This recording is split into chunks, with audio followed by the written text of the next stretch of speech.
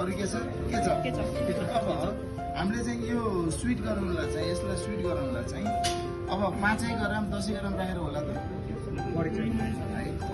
यसमा चाहिँ यसको 3 गुणा हजुर पर्दैन अनि सल्ट राख्नुहोस् सल्ट त यसमा पनि हुन्छ हाम्रो चाहिँ पिरोलाई चाहिँ डाउन गर्नलाई अलिकति थोरै मात्र हो राख्नु पर्दैन है अनि खुर्सानी बराबर अरू के छ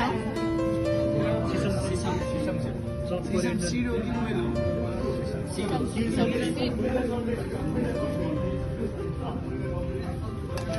अरू के छ धनिया धनिया तपाईँलाई भन्नुहोस् त अलिकति आइसिङ सुगर छ आइसिङ सुगर ल्याएर 10 ग्राम जति आइसिङ सुगर